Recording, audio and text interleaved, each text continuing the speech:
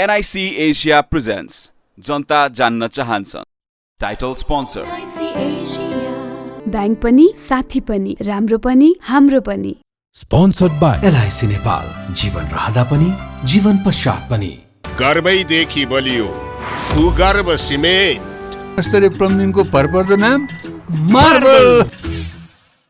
परम्परा आयुर्वेदिक औषधालय, दीर्घरोग उपचार केन्द्र, नयाँ बानेश्वर, काठमाडौँ। उसबे म पनि आजै नेपाल टेलिकमको एन्टी फाइबर सेवा लिन्छु। नेपाल टेलिकम, राष्ट्रको सञ्चार।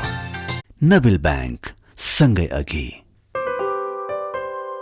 नागरिक लगानी कोष, नेपालको समृद्धिको सहयात्री। टीका resort sweets and spa, Pokhara. राष्ट्रको शान, किसान।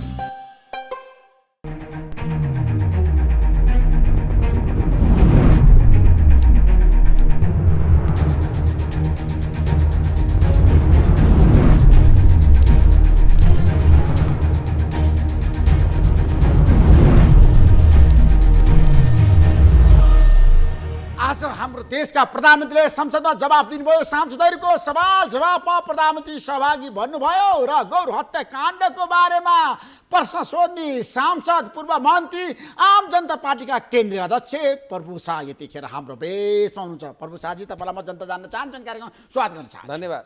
प्रधानमन्त्रीले आज संसदको कठघरामा उभिएर तपाईँहरूको प्रश्नको जवाफ दिनुभयो। तपाईँले प्रधानमन्त्रीलाई के प्रश्न सोध्नुभयो? होइन, यो गौर हत्याकाण्ड जो विभत्स हत्याकाण्ड हो, मानवताको लागि एउटा कलङ्कित हत्याकाण्ड हो र चर्चित हत्याकाण्ड हो। सबै पीडितहरूले व्यग्रताका साथ त्यो न्यायको पर्खाइमा छ र त्यो कुनै राति भएको घटना पनि होइन, कुनै एकान्तमा भएको घटना पनि होइन, दुनियाँको अगाडि मिडियाको अगाडि दिनको 1 बजे भएको घटना हो र त्यसको अझ दोषीहरू कानुनको दायरामा नआउनु, त्यो कानुनअनुसार कारवाही र दण्डित नहुनु, पीडितहरूले न्याय, योभन्दा दुर्भाग्य के हुन सक्छ भन्ने विषयलाई हामी आज प्रधानमन्त्रीसँग सोध्न खोज्यौँ। उहाँले एउटा आशा जगाउने ढङ्गले प्रधानमन्त्री के भन्नु ठ्याक्कै गौर हत्याकाण्डको छानबिन हुन्छ उहाँले अगाडि बढाउँछ भन्नुभयो। होइन, उहाँले भन्नुभयो, प्रधानमन्त्रीले भन्नुभयो, तर विश्वास छ देशको एउटा देशको प्रधानमन्त्री अहिलेसम्मको यति वर्ष बितिसक्दा पनि न्याय नपाएको बेसमा त अलि आशंका गर्ने ठाउँ छ। तर आज जसरी प्रचण्डजीले भन्नुभएको छ, प्रधानमन्त्रीले भन्नुभएको छ, त्यसले आशा जागृत गरेको छ भन्ने मलाई लाग्छ। तर प्रधानमन्त्रीले त सबै हत्याकाण्डको छानबिन हुनुपर्छ म गर्छु भन्नुभएको छ नि। दरबार हत्याकाण्डदेखि दासढुङ्गा जीव दुर्घटनासम्म। यो सवाल प्रधानमन्त्रीको होइन, राज्यको विश्वसनीयताको हो, देशको व्यवस्थाको हो। त्यसैले लिडरसिपले जसरी एउटा आश्वस्त गर्ने गरी यो अनुत्तरित प्रश्नहरूलाई, इतिहासका अनुत्तरित प्रश्नलाई हामी जवाब दिन्छौँ भने जो उहाँले प्रतिबद्धता जनाउनु भयो त्यो धेरै सकारात्मक कुरा हो भन्ने लाग्छ। तर गौर हत्याकाण्ड र दरबार हत्याकाण्ड एउटै कुरा होइन। दरबार हत्याकाण्ड भनेको राति घरभित्रको घटना हो भने गौर हत्याकाण्ड दुनियाँको अगाडि, मिडियाको अगाडि भएको घटना हो। दुनियाँ यसको दोषीको हो भने दरबारको दोषी चिन्ह छानबिन गर्नुपर्छ, तर गौर हत्याकाण्डको लागि दोषी चिन्ह छानबिन गर्नु पर्दैन। दुनियाँको अगाडि जाहेरी छ, प्रहरीमा जाहेरी छ, प्रहरी त्यो आयोग बनाएको न्यायाधीशको नेतृत्वमा बनेको आयोगको प्रतिवेदन छ भनेपछि त्यसको लागि आयोगको प्रतिवेदन गृह मन्त्रालयमा छ, प्रहरी कहाँ जाहेरी छ पीडितहरूले दिएको, यतिले काफी हुँदैन र? तपाईँलाई विश्वास छ गौर हत्याकाण्डको दोषीलाई छ नि गर्नै पर्छ। अबको जनता नेपाली जनता पनि 21औं शताब्दीको जनता हो र नेपाली जनताले त्यसलाई कराएरै छोड्छ भन्ने मलाई विश्वास छ। त्यसो दरबार हत्याकाण्डको छानबिन गर्दाखेरि दोषी पत्ता लगाउन सक्छ? छैन, मलाई लाग्छ त्यो अनुत्तरित प्रश्नहरू जो इतिहासमा रह्यो त्यो सरकारले त्यसको जवाब दिँदा राम्रो हुन्छ। आज मदन भण्डारी हत्याकाण्डको कुरा गर्दाखेरि 30 वर्ष भयो। 30 वर्षमा फेरि पनि मान्छेहरूले भन्न थालेका छन् त्यो रहस्यमय भयो होइन, पत्ता लाग्छ? होइन, त्यो विषय मैले भने जो अनुत्तरित प्रश्न छ र अझ शङ्काको घेरामा छ त्यसलाई निवारण गरिदिनुपर्छ। त्यो शङ्काले निवारण गरिदिने राज्यको ड्युटी हो। त्यति बेला जुन ढङ्गको निवारण भयो त्यो पूर्ण भएन भन्ने प्रश्न उठिरहेको सन्दर्भ एउटा हो, तर गौर हत्याकाण्डलाई त्यसमा जोड्न हुँदैन। अब तपाईँ भर्सार आजको दिनमा हाम्रो देशमा निमिट्यान्न पार्नुपर्छ भनेर भनिरहनु भएको छ। सशस्त्र द्वन्द्वमा पनि तपाईँको महत्त्वपूर्ण भूमिका थियो 10 वर्ष जनयुद्धमा। तर अहिले जनताका धेरै प्रश्नहरूमध्ये एउटा जटिल प्रश्न छ, लडाकु शिविरमा भएको, क्यान्टनमेन्टमा भएको भ्रष्टाचारको छानबिन हुनुपर्छ, दोषीलाई छोड्नु हुँदैन। तपाईँ के भन्नुहुन्छ? होइन, खालि यो पैसा पनि हो। आज प्रधानमन्त्रीले जसरी भन्नुभएको छ, दुनियाँले आश्वस्त हुने गरी भन्नुभएको छ र म के विश्वास गर्छु भने जसरी प्रधानमन्त्रीजीले यसको सबै कागजात छ, सबै प्रमाण छ, कसैलाई त्यस्तो डाउट नगर्न भन्दछु र त्यस्तो पर्यो भने यदि त्यस्तो तथ्य आयो भने म जेल जान तयार छु भने योभन्दा बढी एउटा नेताले र देशको प्रधानमन्त्रीले यसरी भनिसक्दा फेरि यसमा कोट्याइराख्नुपर्छ जस्तो मलाई लाग्दैन। तपाईँलाई विश्वास छ प्रधानमन्त्री छानबिन गर्नु होला लडाकु शिविरमा भएको भ्रष्टाचार? होइन, छानबिन त विभिन्न निकायले भइरहेको होइन र त्यसको विभिन्न डकुमेन्ट सरकारी निकायहरूबाट मैले सुनेअनुसार त अख्तियारले पनि यसमा छानबिन गरेका थियो अरे, अनि गरे होला नि। तर एमालेका नेताहरू खास गरी एमाले अध्यक्ष केपी शर्मा ओलीले पनि भन्नुभएको छ नि पछिल्लो समय लडाकु शिविरमा भएको भ्रष्टाचारको चाहिँ छानबिन गर्नु पर्दैन, क्यान्टोनमेन्टमा त भ्रष्टाचार भयो। मलाई लाग्छ जसले जहाँ उठाए पनि गर्न दिनुपर्छ, छानबिन हुनुपर्छ। यदि जसलाई राम्रो आज जसरी प्रचण्डजीले प्रधानमन्त्रीजीले भन्नुभयो म यसमा दुधको दुध पानीको पानी जस्ताको त्यस्तै दुनियाँले देखाउन चाहन्छु भने चाहिँ धेरै पोजिटिभ कुरा हो। प्रधानमन्त्रीले जो आँट गर्नु म पनि आफ्नै टाउकोमा आगो बाल्छु र दुनियाँलाई पनि एउटा आश्वस्त गर्छु जसरी एउटाले आँट देखाउनु भएको छ। यदि गल्ती हो भने म आफै यसलाई भोग्न तयार छु भन्ने स्पिरिटलाई म एकदम उच्च होइन। प्रधानमन्त्रीको स्पिरिट आयो तर व्यवहारमा कार्यान्वयन गर्न त गाह्रो छ नि। हो, मैले यही प्रश्न गम्भीर के लाग्छ भने अहिलेसम्म नेपालमा प्रधानमन्त्री शासनको अभ्यास गर्दैछौँ। प्रधानमन्त्रीय शासन प्रणालीको अभ्यासमा कयौँ केसहरू प्रधानमन्त्रीसँग जोडिएको छ, तर अहिलेसम्म अख्तियारले र कुनै पनि सरकारी निकायले प्रधानमन्त्री र मन्त्री परिषदको निर्णयमाथि केन्द्रित हुन सकेको छैन। त्यसले चोख्याउने काम भएको छ। ललिता निवास त्यसको ज्वलन्त प्रकरण हो। ललिता निवासमा प्रस्तावक दोषी भए र जो निर्णयकर्ता प्रधानमन्त्री निर्दोष भयो। त्यति बेलादेखि नै हामी भनिरहेको छौँ यो स्थिति रहिरह्यो भने मान्छे आश्वस्त हुन सक्दैन। तपाईँले फेरि भनौँ अहिले विदेशी डलरहरू नेपालमा पुरै बिगबिगी छ, तर एनजिओ र आइएनजिओलाई हामी छानबिनको कठघरामा ल्याउँदैनौँ भनेपछि देशको राष्ट्रियता कहाँ पुग्छ र यो सुशासनको स्थिति सदाचारको स्थिति कहाँ पुग्छ भन्ने अन्दाज गर्न सक्छ। होइन, प्रधानमन्त्रीले आज भ्रष्टाचारको प्लानिङ गर्नुभयो होइन, नक्कली भुटानी शरणार्थी प्रकरणमा जोसुकै होस् म छोड्दिनँ भन्नुभएको छ, दोषीलाई कारवाही गर्छु भन्नुभएको छ। सक्नुहुन्छ प्रधानमन्त्रीले कारवाही गर्नु? सक्नै पर्छ।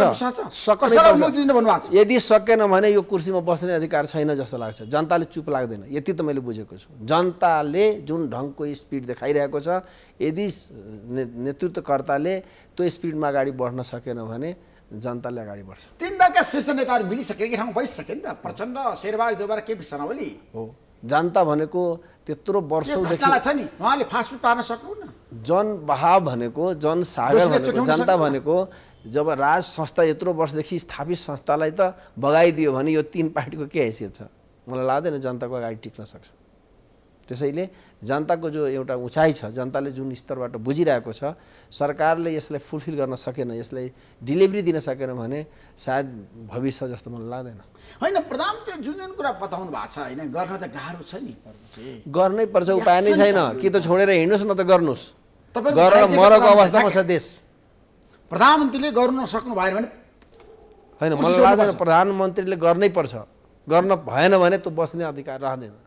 यदि प्रधानमन्त्रीले बोलेको कुरा पुरा गर्नु भएन कुर्सी गर्नै पर्छ। औचित्य छैन। मैले यति भनिरहेको छु कि खालि उहाँले मात्र सरकारी निकायबाट मात्र होइन, संवैधानिक निकायहरू जो छ ऊ पनि आफ्नो क्षमता देखाउन सक्नुपर्छ। जसरी मैले भने प्रधानमन्त्रीमाथि किन छानबिन नहुने? अहिलेसम्म किन नेपालको प्रधानमन्त्रीहरू भ्रष्टाचार केसमा बाहिर जेलमा जाँदैन? खालि मन्त्रीसम्म। फ्रान्समा राष्ट्रपति गइसक्यो अनि पूर्व राष्ट्रपति जेलमा। के प्रधानमन्त्री चोखो हुन्? मन्त्री पाकिस्तानहरू त लगातार पर्दैन। दक्षिण कोरियामा यदि प्रधानमन्त्री माथि छानबिन नगर्ने संवैधानिक निकायको कामै छैन, लङ्गोटी संवैधानिक निकायहरूको काम छैन, संवैधानिक निकायले पनि आफ्नो श्रेष्ठता देखाउन सक्नुपर्छ। अख्तियारले गर्नै सक्दैन, प्रधानमन्त्रीले छानबिन गर्न सक्दैन। यदि गर्न सकेन भने अब अख्तियारको नेतृत्व पनि प्रश्नको घेरामा आउँछ, किनकि उसले आफ्नो कुनै पनि प्रधानमन्त्रीलाई छानबिन गर्न सकेन अख्तियारले चोख्यायो भने मैले भनिसकेँ। ललिता निवास प्रकरण हामी प्रत्यक्ष दुनियाँले देखेको छ। प्रधानमन्त्रीलाई निर्दोष देखाएर मन्त्रीलाई दोषी देखाउने अख्तियार सही थिएन। अब पनि त्यस्तै गल्ती भयो भने नेपाली जनताले चुप लाएर अख्तियारमा छ नि, मान्छेहरू राम्रा मान्छे भएनन् है, हिम्मतिलो, साहसिलो, नैतिक, संवैधानिक निकाय भनेको इमानदार, निष्ठा। हरेक निकाय भन्दा आफ्नो अलग अस्तित्व, संवैधानिक अस्तित्व जसरी देखाउन सक्नु पर्थ्यो, सानालाई ऐन ठुलालाई चयन जस्तो बनाइदिए, सानालाई दण्डित गरिदिने, ठुलालाई चोख्याइदिने जो भइरहेछ एउटा कारिन्दाको काम जो संवैधानिक निकायका प्रमुखहरूले गरिरहेछ, अबको प्रमुखबाट हामी अपेक्षा गरौँ उहाँले आफ्नो क्षमता देखाउन सकोस्। प्रेम राईले क्षमता देखाउन सक्नुहुन्छ? तपाईँलाई विश्वास छ? होइन, प्रेम राईको चरित्रलाई मैले जसरी हेर्दछु एउटा निडर व्यक्तित्व हो। उहाँले नियुक्ति हुँदैन, सर्वोच्चमा केस चलिरहेको छ, त्यसले पनि केही असर त पारेकै होला मनोवैज्ञानिक ढङ्गले। किन उहाँको नियुक्ति नै विवादास्पद बनाइसकेपछि मोरल काम गर्न अलि अप्ठ्यारै नै हुन्छ। तर धेरै आशा गरेका थिए प्रेम राई आइसकेपछि अख्तियारमा छ नि, राम्रो काम हुन्छ, भ्रष्टाचारलाई चाहिँ कारबाही हुन्छ, काण्डे काण्डको चाहिँ फाइलहरू खोलिन्छ। हो, जसरी मैले प्रेम राईले चिन्छु उहाँ मान्छे निडर पनि हो, दृढ इच्छा शक्ति भएको मान्छे हो। मलाई लाग्छ यो उहाँमाथि जो सर्वोच्चमा मुद्दा चल्यो नियुक्तिकै प्रकरणमा सायद त्यसले खुम्च्यायो कि जस्तो लाग्छ, नत्र उहाँ गर्ने मान्छे लाग्छ। नक्कली शरणार्थी प्रकरणमा छ नि, अरू पनि छन् कि पर्दा पछाडि यति मात्र हो? तपाईँले यसो सूचना त पाउनु भयो होला नि? होइन, मलाई त धेरैको नाम बाहिर आएछ। हो, मेरो विचारमा यो जो नगएका असफल भएकाहरू कथाहरू छ, सफल भएका जो अमेरिका पुगेका छ त्यसले त मुख खोलिरहेको छैन नि। अमेरिका पुगिसकेको त मुखै खोलेको छैन। नपुगेका फेल खाएकाहरूले मुख खोलिरहेछ, पैसा बुझाएका, अमेरिका जान नपाएका। हो भनेपछि यो निर्णय एउटा लेभल सामान्य लेभलबाट भएको होइन, क्याबिनेटको निर्णयबाट भएको हो। यसमा पनि म भन्छु जसले पनि भुटानी शरणार्थीको जो फाइलहरू क्याबिनेटबाट हुँदै अगाडि बढेको पटक पटकको प्रमाणले बताउँछ भनेपछि अब प्रधानमन्त्रीजीले एउटा उजुरी एउटा एक स्टेलमा होइन, एउटा उजुरी आयो त्यही उजुरीको वरिपरि रहेर होइन, किनकि सरकारवादी केस भनेको उजुरी आयो त्यही उजुरीमा रहेर जवाब दिने त्यसको अध्ययन गर्ने होइन, आफू पनि स्वविवेक प्रयोग गरेर राज्यले त्यो गर्न सक्नुपर्छ। किनकि हामी सुनेको के छ भने भुटानी नेपालमा 30-35 हजार मात्र थियो, अहिलेसम्म लाखभन्दा बढी भुटानीको नाममा मान्छे गइसक्यो। भनेपछि को गयो? जो आएको थियो त्यो रेकर्ड त सरकारसँग छ, घुसेको पनि रेकर्ड सरकारसँग छ। त्यो एउटा केस उजुरी आएकोलाई मात्र छानबिन गर्ने जनतालाई ठग्ने हामी स्वीकार्दैनौँ। हामी त्यसो ठग्ने भनेको उजुरी आयो भुटानी शरणार्थी प्रकरण भनेको पटक पटक जसरी ठगिएर मान्छे नेपालीहरू भुटानी बनेर गएका छन् ती सबै छानबिनको दायरामा ल्याउनुपर्छ, अनि मात्र जनता आश्वस्त हुन सक्छ। तपाईँलाई थाहा छ भुटानी नक्कली शरणार्थी प्रकरणमा त 1-2 जना मान्छेहरू छन् भिआइपी परे क्या, भिभिआइपी परेका छन्। त्यही त मैले भनिरहेको छु कि प्रधानमन्त्रीको बिना संलग्नता यो हुनै सक्दैन। प्रधानमन्त्री लेभलको संलग्नता बिना यस्तो काम सम्भवै छैन। त्यसले प्रधानमन्त्री लेभलमा नपुगेकन गरेको छानबिन आम जनताले विश्वास गर्ने स्थिति छैन। त्यसो प्रधानमन्त्रीलाई छानबिन गर्न प्रधानमन्त्रीको बिना लेभलको प्रधानमन्त्रीको बिना उपस्थितिको त सम्भवै छैन, किन क्याबिनेट यो प्रकरणमा त तत्कालीन प्रधानमन्त्री केपी शर्मा ओलीको भूमिका छ होला। मलाई लाग्छ जुन बेलाको हो त्यो नक्कली भुटानी शरणार्थी प्रकरणमा होइन, जुन बेलाको त्यसलाई ल्याउनु पर्दैन। कुन बेला गयो शरणार्थीको रेकर्ड छँदैछ, नेपालको रेकर्ड हेरेर फाल्तु गएको रेकर्ड त नेपालसँग छँदैछ त, त्यहीबाट छानबिन गरे हुँदैन। उजुरीको आधारमा बयानको आधारमा मात्र हिँडेर बस्ने हो। राज्य भनेको त सत्य खोतलेर ल्याउने हो नि। प्रधानमन्त्री पत्रसँग कुराकानी गर्नु भएन होइन, पटक पटक त कुरा भइरहेछ। उहाँले भनिराख्नु भएको छ कि हामी यसलाई अगाडि बढाउँछौँ, दुनियाँले विश्वास हुने गरी दुनियाँले आश्वस्त हुने गरी अगाडि बढाउँछौँ भनेपछि अगाडि नै शङ्का गरेर बसिराख्नु त भएन। अब तपाईँले भन्नुभयो जो प्रधानमन्त्री थिए अथवा आजको दिनमा छ नि हुनुहुन्छ सबैलाई कारवाही गर्नुपर्छ तपाईँको भनाइ? सबै होइन, जो संलग्न हुनुहुन्छ जसले तथ्यले भन्छ तथ्यको आधारमा हामीले दोषी र निर्दोष भन्ने होला नि, अन्दाजको आधारमा दोषी निर्दोषी त भन्न मिल्दैन। त्यसैले मैले तथ्य खोतल्नुहोस्, तथ्यको गहिराइमा पुग्नुहोस् र तथ्य त धेरै खोज्नै पर्दैन। यहाँ जुन बेला सुरुवात भयो भुटानीहरू नेपाल आए त्यो डाटा लिनुहोस् र नेपालका त्यसको नाउँमा जानेहरूको डाटा भिडाउनुहोस्, जो नक्कली छ त्यसलाई आउट गर्नुहोस्। सकिहाल्यो, कसको पालामा यो नक्कली घुस्यो सबै निकाल्न सकिन्छ। के ठुलो कुरा त लाग्दैन। प्रधानमन्त्री को गृहमन्त्री सबैको नाम बाहिर आउँछ, के आउँछ? अनि त्यो अहिले उजुरी आयो त्यसैको वरिपरि रहेर दुनियाँले मूर्ख बनाउने, दुनियाँ अहिले बुझ्ने भइसक्यो। मूर्ख बनाउन स्वीकार्दैन मान्छेले। अहिले त बालकृष्ण खाँटोबहादुर आइमाझी पर्नुभयो होइन, सुरुवात हामी यसलाई सुरुवात भन्दछौँ, तर जसरी यो छानबिन भइरहेछ तथ्य आज न भोलि बाहिर आउँछ। अहिले त कयौँ शङ्कामा छ, कयौँ गुमराह छन्, कयौँ भ्रमपूर्ण छ। त्यसैले अहिले मैले त्यसमा शङ्काको घेरामा भए पनि त राज्य संयन्त्रले समात्न सकेन नि त, बयान लिन सकेन नि त। हो, मैले जसरी सुनिरहेको छु, जसरी साबिकी बयानमा अहिले जुन केसको कुरा गरिरहेको छु, साबिकी बयानको आधारमा जसको नाम मुछ्या थियो त्यहाँ त वारेन्ट दिनु पर्थ्यो नि, त्यहाँ पुगेको छैन रे। अहिले सबै बयान चेन्ज भइरहेछ भने भित्रका मान्छेहरूले भन्छ। अब सत्य के हो आज न भोलि त खुलिहाल्छ। त्यसैले हामी हतार गरेर त्यसको आकलन गर्न थाल्यो भने सायद यो छानबिन प्रभावित हुन्छ भनेर हामी केही बोलेका छैनौँ। टेकनाथ रिजाल पनि पक्राउमा पर्नु, भुटानी शरणार्थी नेता, त्यसमा लहरो तान्दा परो छर्किन्छ प्रकरणमा। होइन, मैले भने यसको लागि कसले समातेर बयान दियो त्यहाँबाट छानबिन गर्ने सिस्टम मलाई मन परेको छैन। तपाईले सुरुवातीको कुरा गर्नु हो, मैले भनिरहेको छु फेजबाट छानबिन सिधा कुरा हो। कति पटक जसुकै जेल पर्छ भुटानीको नाममा कति लट गएको छ, त्यो पहिलाको लटको नामावली नेपालसँग छ र अमेरिका गएको पनि नामहरू छ। त्यो एकचोटि मिसाइदिनुहोस् न, सिधै नक्कली कोसेर सक्ली खुल्दैन। जब 30-35 हजार भुटानी थियो भने लाखौँ मान्छे जानु भनेको त नक्कली त गयो त। कुन कालमा कति गयो, 10,000 कुन बेला गयो, 20,000 कुन बेला गयो भनेको कुरा त रेकर्डले बताइहाल्छ नि। किन बिहान खोजिराख्नु पर्यो? त्यो रेकर्ड र त्यति बेलाको निर्णयमा सर्न मान्छे बाहिर उभ्याइदियो हुँदैन? किन यो त के भइरहेछ नि, बलियोलाई ठुलोलाई चयन बनाइदिने ऐन तललाई लागू गर्ने जस्तो देखिन्छ त।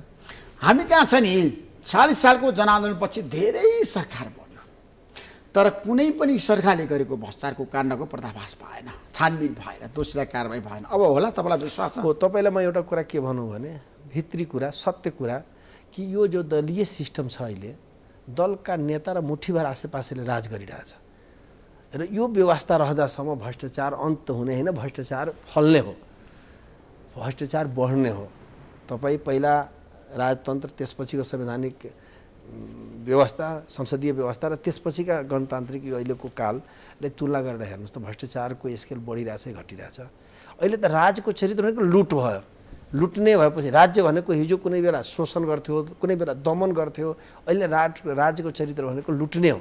भनेपछि यो जो चरित्र छ राज्यको र जुन टाइपको हामी सिस्टमको अभ्यास गरिरहेछौँ, यो सिस्टमको व्यवस्था, किनकि दलीय शासन प्रणाली छ। दलमा पनि कुन दल?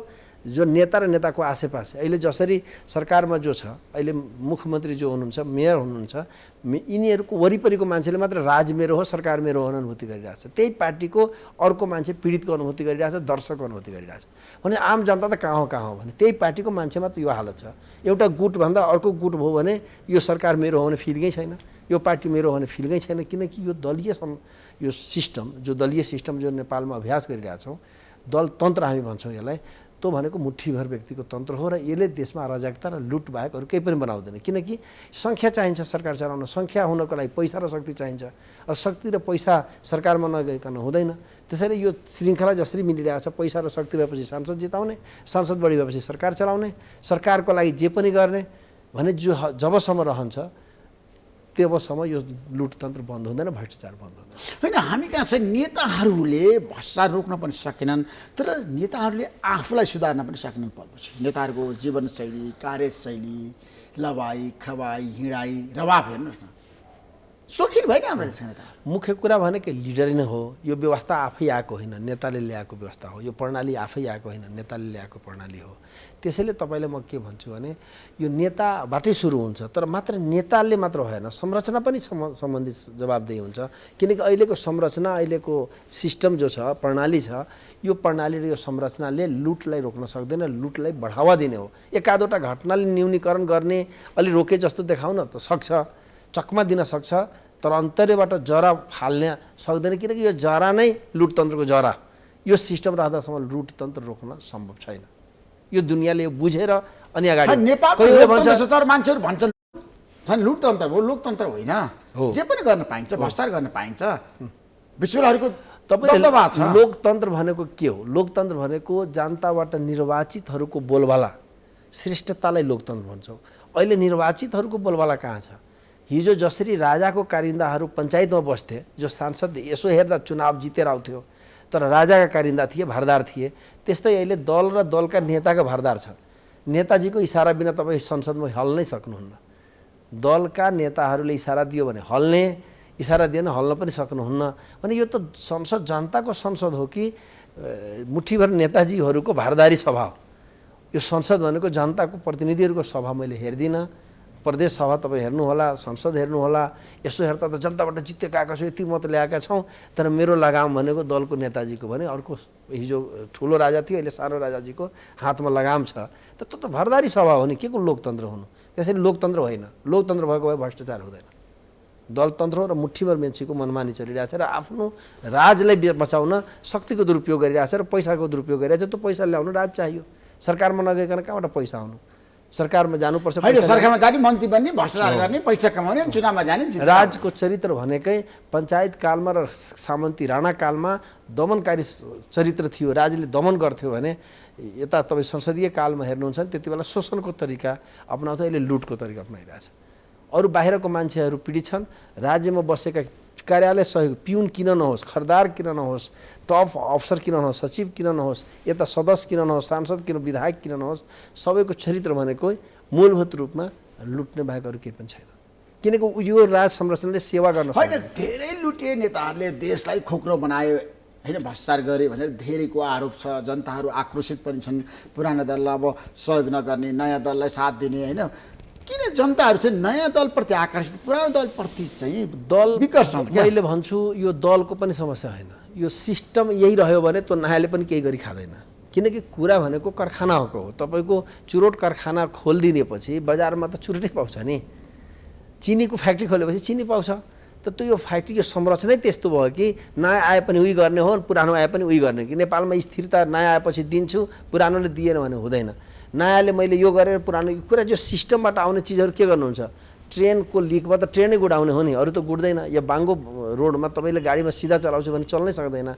त्यस्तै हो यो सिस्टम।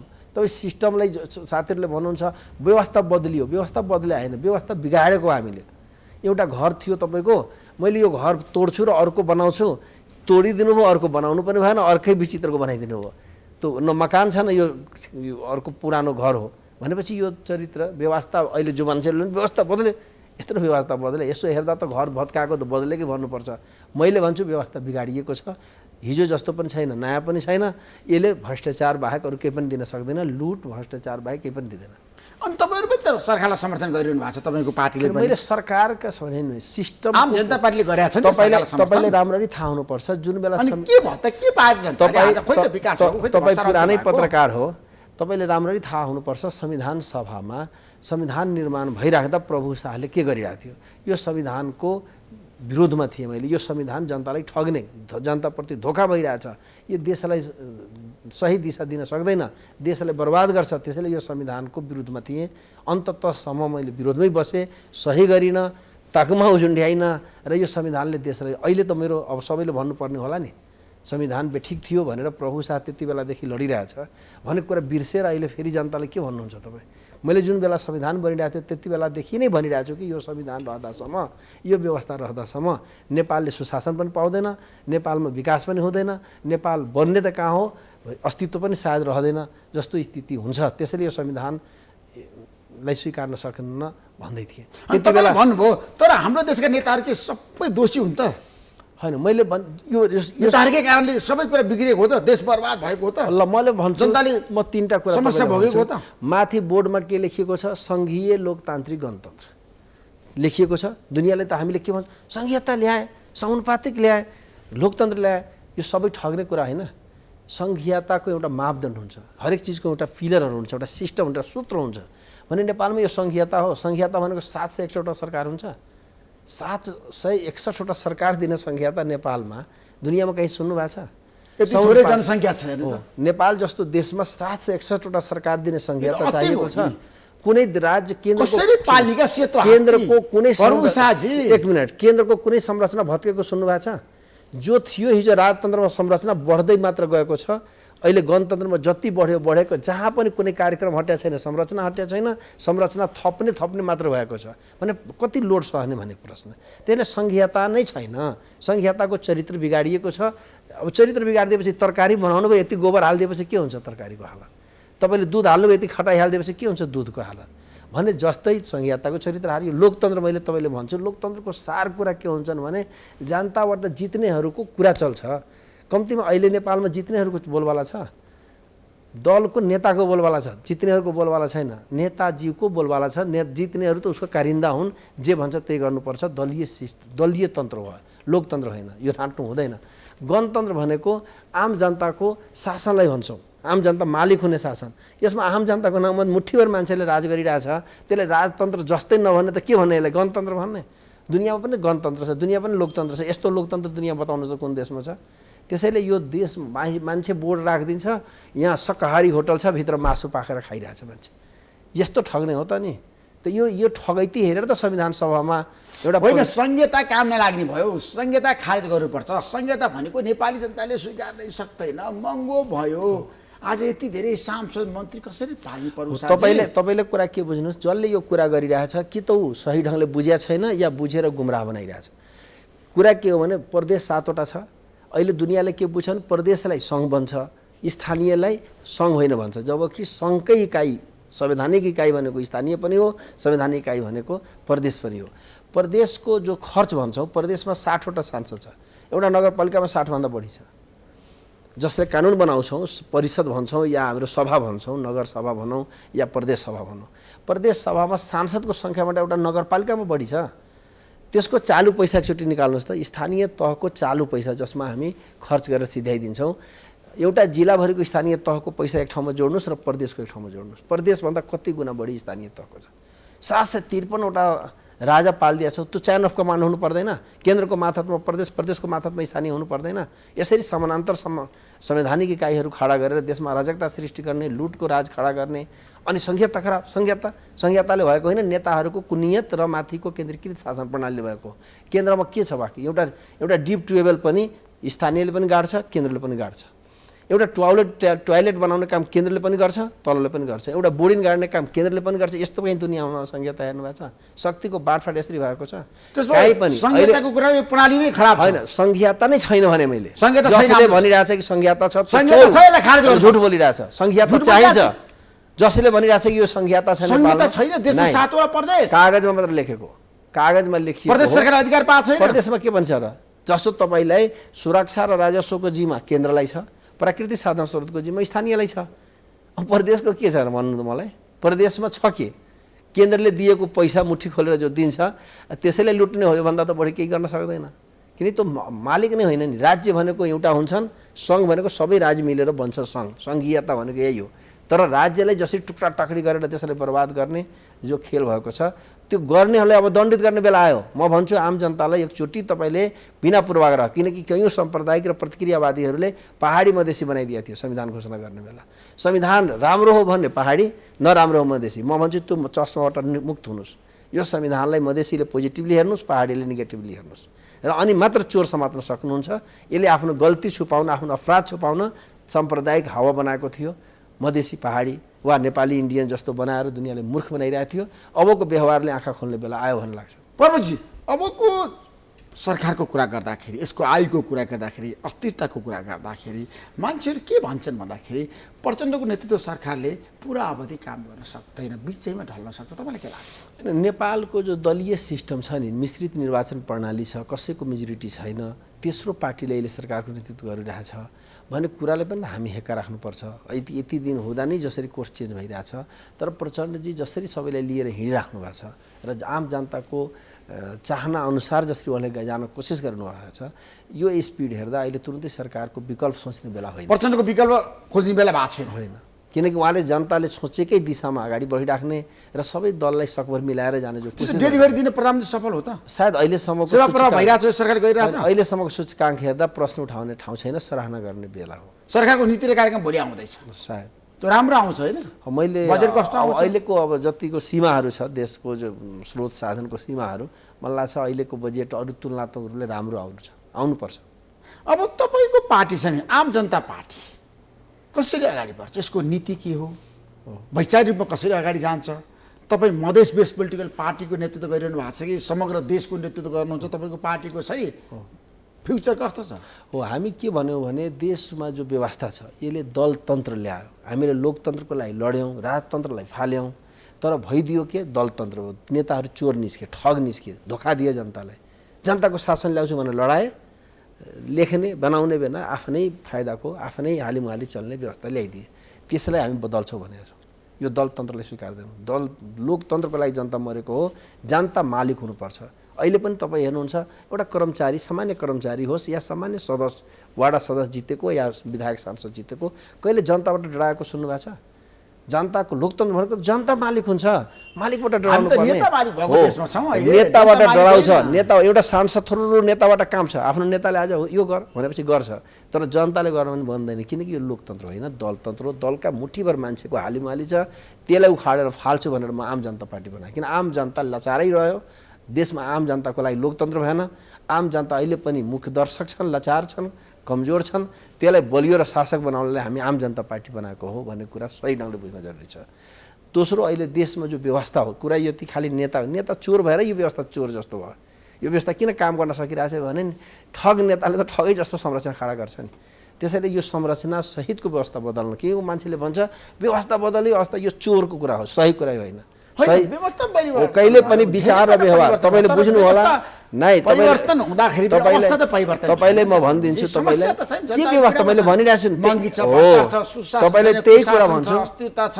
नै फेरि तपाईँ ऋषिजी तपाईँले भन्छु विचार र व्यवहार अन्तर सम्बन्धित हुन्छ संरचना नेतृत्व र परिणाम अन्तर सम्बन्धित हुन्छ अवस्था र व्यवस्था बदल्यो अवस्था त्यो नै व्यवस्था बिग्रियो अवस्था बिग्रियो नेता बिग्रियो व्यवस्था बिग्रियो व्यवस्था बिग्रियो अवस्था बिग्रियो यसरी भन्नु भने सही कुरा हो नेता र व्यवस्था अलग हुँदैन कि जुन नेताले व्यवस्था बनायो अहिले जीवितै छ त तिनीहरूले बनाएको व्यवस्था होइन तिनीहरूले व्यवस्था चलाएर अवस्था बिगाडेको होइन त्यसले अवस्थालाई व्यवस्थाको विपरीत हुँदैन व्यवस्था राम्रो छ नेतृत्व राम्रो छ भने व्यवस्था राम्रो हुन्छ व्यवस्था राम्रो छ भने अवस्था राम्रो हुन्छ विचार राम्रो छ भने व्यवहार राम्रो हुन्छ त्यसले विचार व्यवहारले अलग गर्न मिल्दैन लिडरसिप र विचारलाई अलग गर्न मिल्दैन विचार बिना लिडरसिप हुँदैन लिडरसिप बिना परिणाम आउँदैन भन्ने कुरालाई सहज कुरालाई जसरी गलत ट्रिटमेन्ट गरिरहेको छु गलत सम्प्रेषण गरिरहेको छौँ त्यो आपत्तिजनक कुरा हो मैले भन्छु व्यवस्था पनि बिगाडिएको छ नेता बिग्रेका छन् अवस्था बिग्रिरहेको छ त्यसलाई सुधार्न नेता बदल्नु पर्छ पार्टीले चाहिँ अहिलेको मागलाई सम्बोधन गर्न सक्छ गर्नै पर्छ नि समाधान गर्न सक्छ गर्नै पर्छ नि नगर्ने भए अनि तपाईँहरूको सङ्गठन छैन नि त आज देशभरि ल म भन्छु आम जनताले बिस्तारै जसरी यो 3-4 महिना भयो 3-4 महिनामा अद्भुत विस्तार मैले अहिले कुनै पार्टी गरिरहेको छैन कुनै पार्टीको हिस्ट्री हेर्नु होला यति छोटो अवधिमा यो स्तरको विस्तार मैले सोचेको छैन भर्खर म महाकालीसम्म पुगेँ महाकालीसम्म पुग्दा जुन स्थिति हेरिरहेछौँ त्यसले मलाई धेरै उत्साहित बनाएको छ नीतिगत रूपमा छैन तपाईँहरू सङ्घीय लोकतान्त्रिक गणतन्त्रलाई आत्मसात गर्ने पार्टी हो कि राजावादीहरूको साथमा रहने अथवा राष्ट्र संस्था चाहिन्छ भन्ने हो कि हिन्दू राष्ट्रको पक्षमा उभिने हो कि तपाईँ आम जनताको लोकतन्त्र सही लोकतन्त्र जनताले प्रत्याभूति गर्ने शासनको प्रत्याभूति गर्ने लोकतन्त्र मान्ने यो हामी हौँ त्यसैले यो व्यवस्था भनेको ठगिएको व्यवस्था हो यसलाई अगाडि बढाउँ पछाडि फर्काउने होइन देश अगाडि बढ्छ यो कुनै उपलब्धि नै होइन बिगाडियो न यो सामन्ती चरित्रको छ न पुँजीवादी चरित्रको छ न यो जनताको चरित्रको छ यो सबैको मिक्सकट बनाइदिएपछि के हुन्छ एउटा गाडी तपाईँ किन्नु सोच्नुभयो म एउटा गाडी बनाउँछु एउटा आयो होइन ट्र्याक्टर लिनुहोस् कसैले भन्छ ट्रक लिनुहोस् कसैले भन्छ यो मेरो बस लिनुहोस् अनि तपाईँ एउटा म्यानेजरले आयो होइन सबैबाट जोडेर एउटा बनाइदिउँ न भनेर एउटा धुरा ल्यायो ट्र्याक्टरको चक्का ल्याइदियो बसको स्ट्रिङ ल्याइदियो ट्रकको अनि गाडी चल्छ नेपालमा भएकै यही हो पढ्नुहुन्छ भने समाजवाद जस्तो पनि देखिन्छ पढ्नुहुन्छ सामन्तवाद जस्तो देखिन्छ पढ्नुहुन्छ भने पुँजीवाद जस्तो देखिन्छ जनतालाई डेलिभरी केही पनि छैन लुट बाहेक केही पनि छैन थोत्रो छन् बिग्रिया छन् चल्या छैन लुटेर खाऊ यसरी बनाऊ भने जस्तो भइरहेछ त्यसैले म फेरि भन्छु कि यो व्यवस्था बिगाडिएको छ यसलाई सुधार्नुपर्छ किन नेता यही नेताले सुधार्दैन यो नेतालाई आउट त्यसले माफी माग्नुपर्ने हो अहिलेको नेताहरूले सक्दैन म त के भन्छु संविधान हामी यो संविधान सभाका संविधान सभामा लगातार काम गरेको मान्छे हो म सुरुदेखि सभापतिकै रूपमा काम गरेँ एउटा संविधान सभाको पछिल्लो चरणमा मसौदा समितिमा एक्टिभ रोलमा थिएँ र मैले राजीनामा दिने स्थिति हो नेताहरूको बैमानीपूर्ण नियतले र जनविरोधी नियतले हरकतले एउटा मुठीभर स्वार्थमा जसरी हामी टक्रायौँ ती नेताहरू अब जनताको अगाडि माफी माग्नुपर्छ कि मैले गलत गरेँ त्यो तगमा लगाएकोहरूले अब जनताको कठघरामा खडा गर्नुपर्छ कि मैले बनाएको संविधान देशलाई अगाडि बढाउन सकेन मैले माफी माग्नुपर्छ भनेर स्पिड देखाउनुपर्छ नत्र जनता चुप लाग्छ भारतीय जनता पार्टीले नेपालमा हिन्दू राष्ट्रको पक्षमा बोलाउनको लागि तपाईँहरूलाई पैसा दिएको छ अमेरिकन गभर्मेन्टको प्रतिवेदन बाहिर आयो तपाईँले कति पैसा पाउनु भएको छ भारतीय राजदूतावासबाट अथवा भारतीय सरकारबाट हिन्दू राष्ट्रको पक्ष बोल्नेहरूले म तपाईँलाई के भन्छु भने प्रतिवेदन ल्याउनेको पनि के बेसमा ल्यायो त्यसको पनि अलिकति बुझ्नुपर्ने होला अब अर्काले प्रतिवेदन ल्यायो भन्दै टिप्पणी गर्दै हामी हिँड्ने होइन अब भाजपाले यो गरेछ भने पनि मलाई लाग्दैन यो एउटा स्वतन्त्र देशमा कुनै पार्टीले आफ्नो इन्ट्रेस्टमा इन्टरफियर गर्न मिल्दैन र त्यो गरेको छ कि छैन त त्यही त त्यो प्रश्नको विषयमा ल्याउने न्युज जसले ल्यायो जसरी यो गरिरहेछौँ तपाईँले अहिलेसम्म पैसा पाउनु भएको छैन होइन हामी त कहाँ पाउनु हामीले त हिन्दू हामी धर्मनिरपेक्षताको पक्षधर मान्छे हो त्यसैले हिन्दू राष्ट्रको पक्ष जान सक्नुहुन्न त्यो सम्भव पनि छैन हामी लोकतान्त्रिक सोचका मान्छे छौँ लोकतन्त्र भनेको सबैले फलोस् फुलोस् भन्ने चाहना राख्छौँ कसैको अधीनमा राख्ने सोच राख्दैनौँ त्यसैले हिन्दूवादी सोच भनेकै अरूवादीमाथि शासन त्यसैले हामी त्यो सोचको पक्षधर पनि त्यसो भारतीय जनता पार्टीको बारेमा किन अमेरिकन गभर्मेन्टले बोल्यो त होइन त्यो त अमेरिकन गभर्मेन्टले नि बोलेको भन्छ त मलाई थाहा छ, प्रतिवेदन मलाई यो अमेरिकन थाहा छ। सरकारको प्रतिवेदन त्यो हो। पनि मैले बुझ्छु, तपाईँबाट थाहा पाएँ। त्यो सही कि गलत त्यो टिका टिप्पणी क्या होइन, नेपालका नेताहरूले भारतीय जनता पार्टीसँग पैसा मलाई लिएको छ कि छैन? लाग्छ दुइटै गलत हो। अमेरिकनले नेपालीको एक्टिभिटिजको बारेमा उसले इन्टरफियर गरेर बताउनु त्यो पनि आपत्तिजनक हो। हाम्रो नेपालको बारेमा अमेरिकनले यसरी यो भयो त्यो भयो भनिराख्नु जरुरी छैन। अर्को, यदि इन्डियनले आफ्नो इन्ट्रेस्टमा जो एक्टिभिटिज गरिरहेछ त्यो पनि सही छैन। तर मैले जो नेपालको हरकत देख्छु, नेपालमा जति पनि बाइलेटरल एग्रिमेन्ट हुन्छ तपाईँ सबैमा हेर्नुहुन्छ नि विदेशी इन्ट्रेस्ट हुन्छ। नेपाल त बिना ढोकाको देश बनाइदिए नेताहरूले, किनकि तपाईँ मैले क्याबिनेटमा हुँदा पनि जुन आउँथ्यो विदेशी लोन होस् या विदेशी अनुदान होस्, त्यो अनुदानभित्र ठुलो खेल हुन्थ्यो। 80% त्यो देशले सिधै एनजिओ मार्फत खर्च गर्ने, 80% उसले सिधै आफै ठेकेदार मार्फत खर्च गर्ने भने नेपालमा आफ्नो प्रभाव बढाउने सिधै देखिन्छ त। अहिले जो एनजिओहरू काम गरिरहेछ त्यो त नेपाल सरकारको अनुमतिमा गरिरहेछ नि, त के इन्ट्रेस्टमा गरिरहेछ भने हामी हेर्दैनौँ। जसले भनिरहेछ ऊ त आफै त्योभन्दा बढी गरिरहेछ। मैले भनिरहेको छु अमेरिकनहरूले जसरी एक्टिभिटिजहरू नेपालमा बढाएको छ त्यो तथ्य त बाहिर एकीकृत ल्याउने हो भने मलाई लाग्छ इन्डियाभन्दा ठुलो होला। ऋषिजी, म अन्तर्राष्ट्रिय श्रम समितिमा काम गरेँ सभापतिको रूपमा र झन्डै 4-5 वर्षको अनुभवले भन्छु विदेशीहरूको खुला चलखेल छ। विदेशीहरूको जो आर्थिक चलखेल जो यहाँ हस्तक्षेपहरू छ त्यसलाई रोक्न सकिन भने नेपाली राष्ट्रको भविष्य छैन। त्यसमा अब तपाईँको पार्टी एक्लै चुनावमा जान्छ 2084 सालको निर्वाचनमा कि तपाईँहरू मिलेर जानुहुन्छ कि माओवादी केन्द्रमा तपाईँको विलय हुन्छ कि? मलाई त के लाग्छ भने सम्भावना के छ? यो व्यवस्थाको भविष्य छैन। यो व्यवस्थालाई बदल्नुपर्छ। बदल्नलाई मैले आम जनता पार्टी बनाएँ। यो व्यवस्थाको विकल्प दिनलाई बनाएँ। यो लिडरसिपको विकल्प दिनलाई नेपाललाई बनाउँछु भनेर। व्यवस्थाको विकल्प जनताले सोचेको छैन भने व्यवस्था परिवर्तन आजको आवश्यकता हो र? नगरिकन कुनै कल्याणै छैन। जसले भनिरहेछ कि म यही व्यवस्थाको परिधिबाट गर्छु यो ठग यति भन्दा केही पनि हुन्छ। जसरी संविधान सभामा नेताहरू ठगे, ताली बजाउन लगाए, दीपावली गर्न लगाए, आज देशको हालत खराब हो, त्यस्तै कुनै नेताले आएर भन्छ कि यही व्यवस्थाबाट म चकाचौध गर्छु भने त्यो चोर हुन्, केही पनि हुँदैन। गरेर देखाओस्। अब रेशम चौधरी फेरि पनि छुट्नु भएन। जिल्ला अदालत र उच्च अदालतको निर्णयलाई सर्वोच्चले सदर गरिदियो। जन्मकैदमै उहाँ चाहिँ फेरि पनि जेलमै बस्नुपर्ने भयो। तपाईँले यो निर्णयलाई कसरी हेर्नुभएको छ? हो, मलाई त के लाग्छ भने हामी अदालती जुन अभ्यासहरू हुन्छन् भन्छन् कानुन अन्धो कानुन के कानुनलाई मात्र हेरेर हिँड्ने। किनकि कयौँ मान्छेहरूले ऋषि के अरे हाम्रो रेशमजी हुँदै हुनुहुन्थेन कार्यक्रममा, त्यो कार्यक्रम पनि उपस्थित थिएन।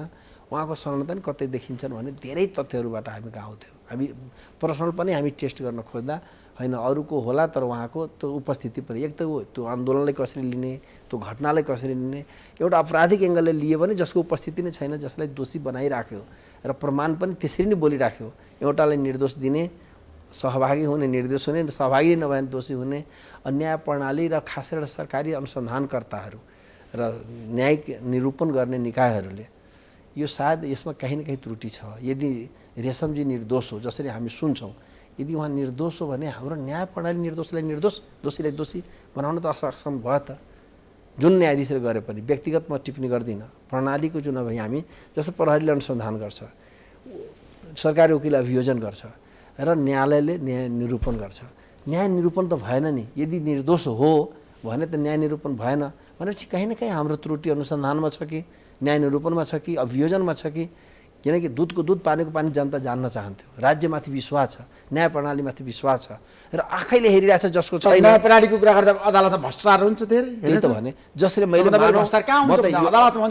अलग जिल्लाको छु, जो मान्छे कैलाली कञ्चनपुरकै वरिपरिको होला, जो घटनाको नजिकबाट न्यायालय होला र उसले थाहा छ कि के अरे रेशमजी हुनुहुन्थेन, उसको मनमा न्यायालयप्रतिको भावना कसरी जागृत हुन्छ? न्याय निरूपण सम्बन्धी जो हाम्रो कार्यविधि छ, व्यवहारिक जो प्रोसेसहरू छ, त्यसमा उसलाई कसरी आश्वस्त गर्न सक्छौँ? त्यसैले यो सवाल व्यक्तिको होइन, एउटा न्याय प्रणालीप्रति, हाम्रो राज्य शासन प्रणालीप्रति मान्छेले आश्वस्त गर्ने प्रश्न हो।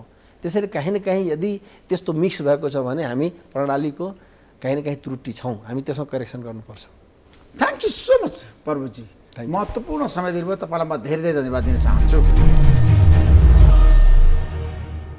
NIC Asia presents जनता जान्न चाहन्छन्। टाइटल स्पोन्सर ब्याङ्क पनि साथी पनि राम्रो पनि हाम्रो पनि। स्पोन्सर्ड बाई LIC नेपाल, जीवन रहँदा पनि जीवन पश्चात पनि। गर्वैदेखि बलियो भूगर्भ सिमेन्ट स्तरीय प्लम्बिङको भरपर्दो नाम मार्बल। परम्परा आयुर्वेदिक औषधालय दीर्घरोग उपचार केन्द्र नयाँ बानेश्वर काठमाडौँ। उसो भए म पनि आजै नेपाल टेलिकमको एन्टी फाइबर सेवा लिन्छु। नेपाल टेलिकम राष्ट्रको सञ्चार। नबिल ब्याङ्क सँगै अघि। नागरिक लगानी कोष नेपालको समृद्धिको सहयात्री। टीका resort sweets and spa Pokhara. राष्ट्रको शान किसान